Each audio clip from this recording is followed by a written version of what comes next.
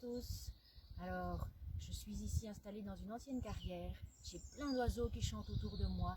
Mais avant de vous parler des chants des oiseaux et d'apprendre à reconnaître le chant de chaque oiseau, j'avais envie de vous donner des petits trucs pour apprendre à identifier un oiseau. Alors, quand on veut identifier un oiseau, qu'est-ce qu'on va faire? La première chose, c'est qu'on va regarder sa taille. On va se dire, tiens, est-ce qu'il est petit, est-ce qu'il est grand? Et on va le comparer à un oiseau qu'on connaît. Par exemple, tiens, cet oiseau, il a la taille d'une mésange ou il a la taille d'un pigeon.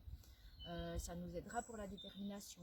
On va regarder aussi la forme qu'il a. Est-ce qu'il est petit? Est-ce qu'il est grand? Est-ce qu'il est allongé? Est-ce qu'il est plutôt trapu? Tout ça va nous aider aussi. On va aussi regarder ses couleurs. Tiens, quelles sont les couleurs de l'oiseau? Sur sa tête, a-t-il des couleurs particulières? Sur ses ailes? Sur sa queue? Ça va nous permettre aussi de l'identifier. Et puis, on peut aussi regarder la forme de son bec. Est-ce que son bec est fin? Est-ce que son bec est crochu? Est-ce que son bec est petit? Est-ce que son bec est long? Tout ça va nous aider aussi. Alors, par rapport au bec, le bec va aussi nous donner des indications sur ce que mange l'oiseau. Si l'oiseau a un petit bec fin, c'est un insectivore, il va manger des insectes. S'il a plutôt un bec qui est assez court et assez gros, conique, c'est un granivore, donc c'est un oiseau qui mange des graines.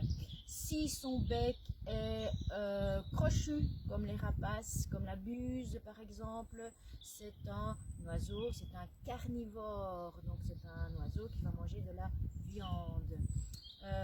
Si son bec est grand et plat et qui peut aussi avoir des petites dents, c'est un herbivore, comme les oies par exemple.